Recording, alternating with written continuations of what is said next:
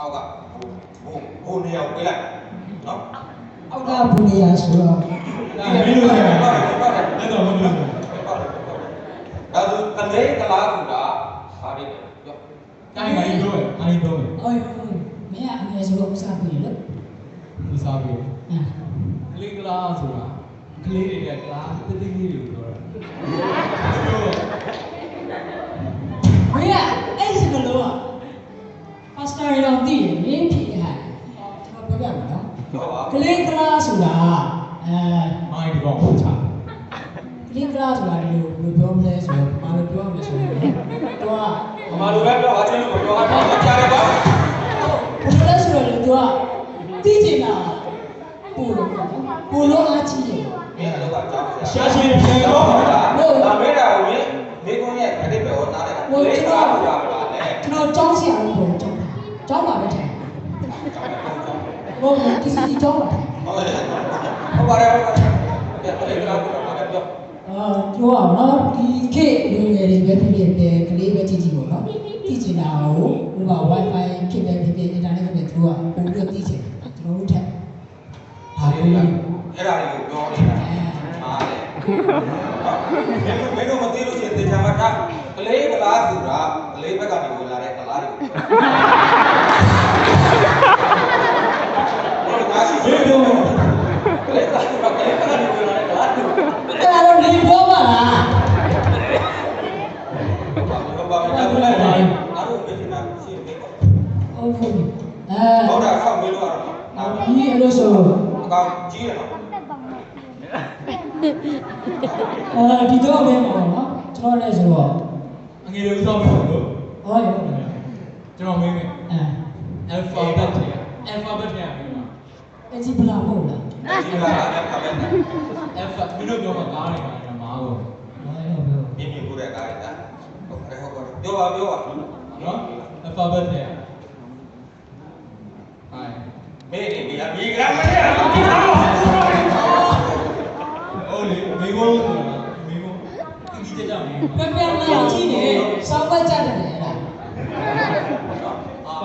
တမိတ်ကကြားလိုက်တယ်အဲ့ဒီမင်းမယ်နော် alphabet ထဲမှာ JB ပါလား JB HRJK မိုင်းတစ်ချက်စီဒါလေးကလာမေးနေတယ်ဟိုကလေးတော့ပြီနော် JB တေးလာတယ်နော်ဟုတ်တယ်နော်ဟုတ်တယ်ထောက်တာနဲ့ပြတ်တက်တာထားပါJB စီးတာမဟုတ်ဘူးဘာလို့လဲဆိုတော့ငါတို့သိတာ Christian တွေဆိုတော့ Jesus Christ ဆိုတော့ JB စီးတာအခုမင်းဘာသာရေးဝင်နေတာဟုတ်လို့မားလေမာရအောင်လို့ပြရပါလေသူရဲ့ပြရမြင်နေတော့အပြေတော့မပြောကြိုးတော့ရတယ်နော်အခုမင်းနေတာအထွေထွေကူးသားမင်းနေတာဒါဆိုပြောပါကျေးဆိုတာJB ခွေးတော့အေးတဲ့တဲ့သမားနဲ့လာခဲ့တယ်ငါသိတာတော့ GC ကျောင်းစဉ်တွေကဖဲသမားပဲသိတယ်နော်ဟုတ်ပါပြီနည်းနည်းများပါပြောပါအားလုံးလုံးဝပြီးတော့ကျွန်တော်လည်းကျန်တာပေါ့နော်ကျွန်တော်လည်းဆိုတော့ဘာမေးဘယ်တော့မှမင်းနေဘယ်လိုရှိတယ်ကျွန်တော်လည်းဆိုတော့ဟွာလေကက်ချီလည်းမဟုတ်ဘူးနော်အချိန်သိများဟွာ TV ပါလာတယ်ဖြစ်တယ်ဟုတ်ပါ TV ပါလာ TV ယူဘောမန်လေးယူကျွန်တော်မင်းကျောင်းကတင်လာတာ TV ပါတဲ့မသိဘူးလားငါမေးတာလေဘာလို့တော့ရှိ TV ရဲ့အေးလေမန်လေးသူပြောတယ်ရိုက်ကန်တယ်ရိုက်ပြီးတော့ရတယ်ဒီလိုပြီးငါလည်းပေါ့နော် TV နည်းတော့ဘာဖြစ်လဲယူပဲပေါ့ယူပဲလားယူလေတို့နေရာမှာယူလာတယ် TV ယူလို့ဟုတ်တယ် TV ယူလာတယ်ယူလို့ယူဘာသာ BC1 TV ဘယ်နဲ့ချက်ရာဘာသာဒီရတယ်မင်းတို့ဘာလို့generation နော်လေမသိကြဘူးငါ့ကိုမချမ်းမနော်လေဘူးအဲ့တော့မင်းကသိပါဦးမင်းကကျောင်းပဲပေါ့အောက်မှာပဲထိုင်နေတာသိရမလားကျောင်းတယ်သိပါပေါ့ဟုတ်ပြီဟုတ်ပြီခဏလေးခုခေတ်ကဘာလို့ telecommunication ခေတ်ဆိုတော့ဖုန်းဗာလဲ telecommunication ကို IT က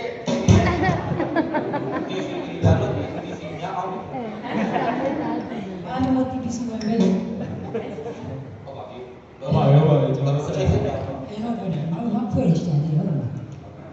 အဲ့တော့ဘာခိုင်းနေလဲစီမောဟုတ် လုံးနေဘာလုံးလို့ဆိုတော့ဒီဖုန်းလေး အဲကြားရကူကြားရကူ ။ဒါစီကိုလေးတွေမှာဆိုင်းနေ အဲကြားရပြောတာ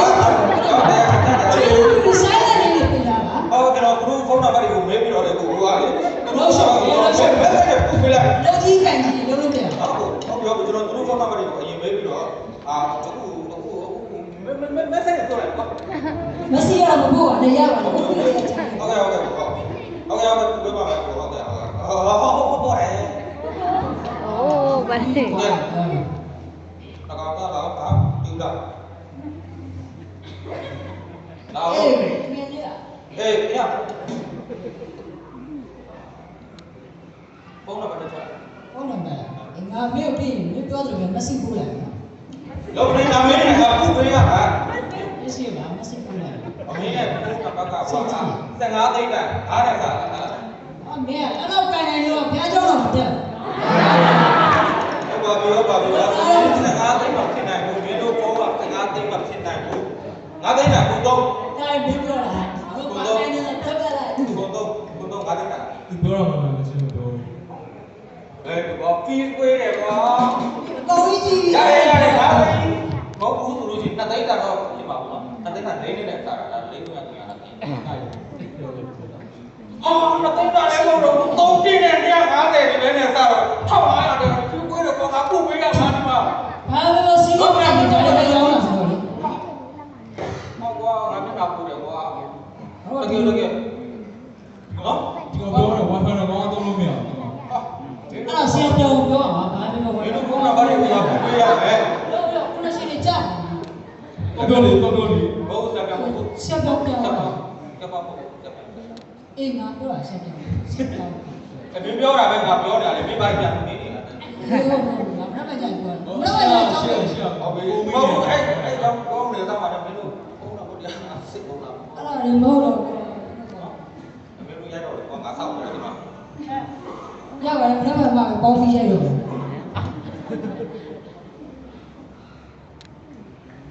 င်းတို့အဲ့ဒီဘုန်းတော်ဘာတရားပါရဆက်ဆက်ပြတယ်နော်မင်းတို့လည်းလုံးချင်ကောင်း ပြီးတော့ဘာလို့ချင် မင်းတို့ကလည်းဒီတော့တော့ ဘာလို့ပြောကိုယ်ရှိတယ်ဘာလို့ မင်းတို့ရိုက်တော့ကွာက ကိုယ်ရှိ အပြောတာကောင်းချင် ကိုယ်ရှိတယ်ကိုယ်ရှိ ဟုတ်ပါတယ်ဟုတ်ပါတယ်ကိုလိုရှိနေတာတည်တယ် ဒီကငါတို့တော့မင်းရဲ့ဖုန်းနဲ့ထောင်းမှာပဲမလား အေးချက်တော့မရှိမဖို့ပါလေရ ဘု နေ ငါ မှာ တော့ဘူးပြန်ပြောတာ ဟဲ့အဲ့လိုရတယ် ရရ ရတော့မဖတ်ပါ နော်တော့ဒီနောက်အနေနဲ့ကြောက်ဘာလို့ ဟုတ်တော့ ချလို့ဖြစ်နေနည်းလေးပြန်တင်ရအောင် တာချက်လေးနဲ့ တန်ချက်နေတယ်ဟုတ်တယ်အရေးပါဘူးလေ နော်ဒီကိုလေးတာချက်လိုက်တာရှိရတယ်ဥစားပြီးတော့ โอเคอ่ะโอเคโอเค ဟုတ်ပြီ1 2 3 go TBC1 အသင်းတော်ရဲ့တမိုင်းကြောင်းကိုနားလေတာ TBC1 အသင်းတော်ရဲ့တမိုင်းကြောင်းကိုနားတယ်လား TBC1 အသင်းတော်ရဲ့ ဘာသာငါရှာလို့ဥစားတော့နေတယ် TBC1 ရဲ့အသင်းတော်ကြောင်းကိုတမိုင်းကြောင်းကိုနားလေတာဘယ်သူရှိလဲငါမေးနေတာ ဟောတန်ချက်ဆိုရင် nice ဆိုရတာမလို့ nice ဆိုတာလေ လက်ဆူပြန်ချက်လက်ဆူငါတို့ကတာဝန်ကြည့်နေဘောလုံးကဘောလုံးက သေပြေတော့ ဘောလုံးရတယ် ဟုတ်ပြီဟုတ်ပြီအဲ့ဒါတမိုင်းအကြောင်းကိုနားလေတာဘယ်သူရှိလဲတတိလည်းပြီးပါ ဟောတိတ်ကြီး ပြောပါပြီးတယ်နော်ဟုတ်ပြီဟုတ်ပြီနော်ဟုတ်ပြီကျွန်တော်ပြောတော့မှာဟုတ်ပြီအတက်ကြီးလည်းပြီးပါပြီနော် အေးဟုတ်ပြီဟုတ်ပြီ GBC1 တင်းတော်ရဲ့သမိုင်းကြောင်းကိုနားလေတာ အသက်ကြီးရပြီပါလေအသက်ကြီးရပြီပါလေ GBC1 အတင်းတော်ရဲ့သမိုင်းကြောင်းကိုနားလေတာ အသက်ကြီးရပြီပါလေအသက်ကြီးရပြီပါလေ GBC1 တင်းတော်ရဲ့သမိုင်းကြောင်းကိုနားလေတာ အသက်ကြီးရပြီပါလေအသက်ကြီးရပြီပါလေ လူငယ်တွေရဲ့တစ်ချက်ပွားစီလုပ်နေတာ အသက်ကြီးရပြီပါလေအသက်ကြီးရပြီပါလေ လူငယ်တွေရဲ့တစ်ချက်ပွားစီလုပ်နေတာ အသက်ကြီးရပြီပါလေအသက်ကြီးရပြီပါလေ အတက်ကြီးလည်းပြီးပါပြီ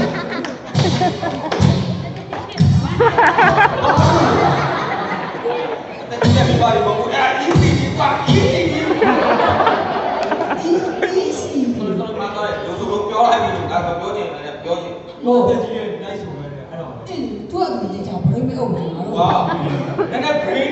လုံးလိုက်ပေါ့ ဟုတ်ရှင်းပြဖို့လား ဘယ်နေနေတော့ပြောမှနားလဲပြောမှနားမယ်နားလဲတဲ့သူမလူချင်းဘူးနော် ရောဒီ ကဲနောက်တစ်ပုဒ်ဆက်မယ်နှစ်ချင်းတွေမှာအစည်းအဝေးရဲ့သုံးဖြတ်ချက်က ချင်းနေမှာအစီဝေးရဲ့ဆုံးဖြတ်ချက်က နော်အဲ့ဒါများလိုက်အဲ့ဒါရိုက်တာအပန်းတော့ပါနဲ့နှစ်ချင်းတွေမှာဒီလေဘာပို့မှမရှိပဲတဲ့ဘူးချင်းတွေ မင်းမြင်ရမလားပြချင် နှစ်ချင်းတွေမှာအဓိကအစည်းအဝေးရဲ့သုံးဖြတ်ချက်ကအဓိကမဟုတ်ဘူးလား ဟုတ် နှစ်ချင်းတွေငါတို့နှစ်ချင်း back to ဆိုတဲ့ဥစ္စာအစည်းအဝေးရဲ့သုံးဖြတ်ချက်ကိုအစည်းအဝေးရဲ့သုံးဖြတ်ချက်နဲ့တောင်းနေတာမျိုးမသိဘူးကြားခဲ့တာ ဘတ်တီကိုသိချာစပင်း အဲ့လိုတော့ပြောဗျာ အဓိကပါအဓိက အော် အား အဲ့ လုံး လိုအဓိကပါအဓိကပါ အဲ့ဟုတ်ပြီဟုတ်ပြီတော်တော်ပြောလိုက်ပြီဟုတ်ပြီဟုတ်ပြီဆက်ရနော်နှစ်ချင်းတွေမှာအစည်းအဝေးရဲ့သုံးဖြတ်ချက်က ဒီပါပါဒီပါပါ နှစ်ချင်းတွေမှာအစည်းအဝေးရဲ့သုံးဖြတ်ချက်က အဒီပါပါဒီပါပါ နှစ်ချင်းတွေမှာအစည်းအဝေးရဲ့သုံးဖြတ်ချက်က အဒီပါပါဒီပါ ဒုစီမှာတော့အစည်းအဝေးရဲ့သုံးဖြတ်ချက်တဲ့တရားတွေက အဓိကပါအဓိက ဒုစီမှာတော့အစည်းအဝေးရဲ့သုံးဖြတ်ချက်တဲ့တရားတွေကအ ဓိကပါအဓိက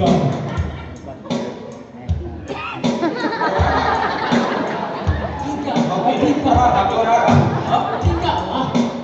ဒီကဘာပြောတာကအစည်းအဝေးရဲ့သုံးဖြတ်ချက်ဒီကနော်တရားတွေ ငါပဲပါလို့ရတယ် ဘာပြောတာလဲအဓိက ဒုတိယမှာတော့အပြေးဝေးရသုံးဖြတ်ချက်တဲ့တရားတွေက အဓိကပါ တို့မပြောရဘူးပြောအောင်နော် ဆရာ ဟုတ် လေး လေ ပြော ကိုခိုင်ပြီးတော့ခုနအဓိကပါလို့ပြောလိုက် နှစ်ချင်းတွေကပြောတာတို့ မင်းတို့ကြောင်း နှစ်ချင်းအတိုင်းပဲ ဘာဘာနဲ့နဲ့ပဲ အဲ့ဒါကြာတော့ကြာတော့ဟုတ်တယ်ဟုတ်တယ်ဆာဆာ ရတာတာဟာတယ် ဘာလို့ဆာဆာ ဆိုတော့မင်းတို့ဆိုကြတဲ့အတိုင်းကြာပါပြီလား ဒီတော့ပဲပဲပြောတာ ဆရာဒီက ငါပြီးပြီနော်ငါမပြီးမချင်းဒီစီသွားတယ်လို့သိလို့ပြ အဲ့လိုပါပြည့်အားရ ကဲနောက်တော့ပြောလိုက်ရအောင်နော် တယ် ပြားကြောင့်ရှိတာခွေးကြီးကို ကျောင်းချောင်းရှိကဝဲချီကို ပြားကြောင့်ရှိတာခွေးကြီးကို ကျောင်းရှိကဝဲချီကိုကျောင်းရှိကဝဲချီကိုချီကို ချီလို့ဘာလို့ရလဲမသိဘူးလားအဲ့ဒါပြားကြောင့်ရှိတာခွေးကြီးကိုတွေ့လို့ရှိရင်ပေါ်တဲ့ချုပ်ပြီးလွတ်ပြလိုက် ဘောနဲ့ချုံးပြီးလွတ်ပြလိုက် ဟုတ်ပြီသိပြီကောင်းနေတော့ ဟုတ်နော်ပြားကြောင့်ရှိတာခွေးကြီးကို ဘောနဲ့တိုးပြီးလို့ပြလာ ဟုတ်ပါတော့လည်းမချက်တော့ပြားကြောင့်ရှိတာခွေးကြီးကို ဘောနဲ့တိုးပြီးလို့ပြလာ ဘောနဲ့ချုံးပြီးလွတ်ပြလိုက်ဘောနဲ့ချုံးပြီးလွတ်ပြလိုက် သူပြောတာနားတော့ဘူး မိမလို့လိုက် ဟုတ်ပါဘူး ဆရာလည်းတော့ရတယ် ဟုတ်ပြီဟုတ်ပြီကတော့ဖူးပြဒီကြတော့မနေ့ကတိုက်ထားတဲ့အတိုင်းလုပ်တယ်ပြားကြောင့်ရှိတာခွေးကြီးကို ဘောနဲ့ချုံးပြီးလွတ်ပြလိုက် ပြားကြောင့်ရှိတာခွေးကြီးကို ဘောနဲ့ချုံးပြီးလွတ်ပြလိုက် ပြားကြောင့်ရှိတာခွေးကြီးကို ဘောနဲ့ချုံးပြီးလွတ်ပြလိုက် ပြားကြောင့်ရှိတာပါစတာ ဘောနဲ့ချုံးပြီးလွတ်ပြလိုက် ပြားကြောင့်ရှိတာပါစတာ လွတ်ပြလိုက်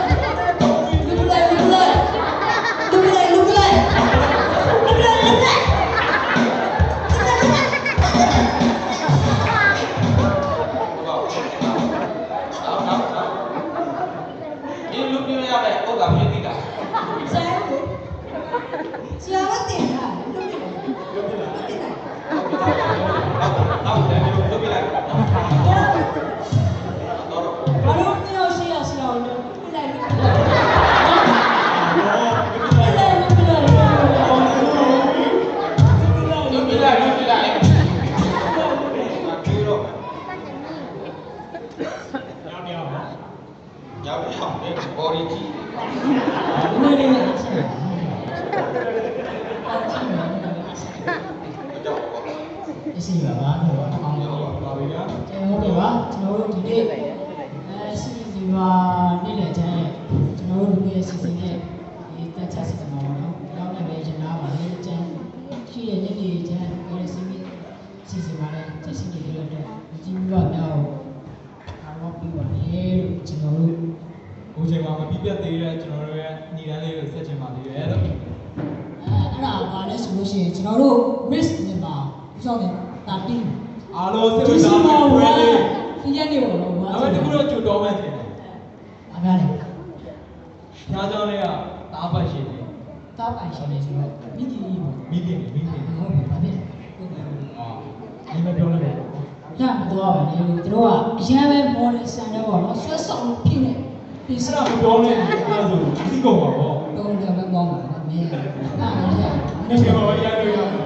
အဲ့တော့စီပေါ်လာတယ်က ဟောစီတော့ကျန်ရှိနေတဲ့ဘက်ဆက်ရှိတော့ပဲပါလို့ ဖလက်ရှိစားပြီးအားပေးကြပါလို့ပြတော်တော်မှလည်းဖြစ်ပေါ်ပါလေ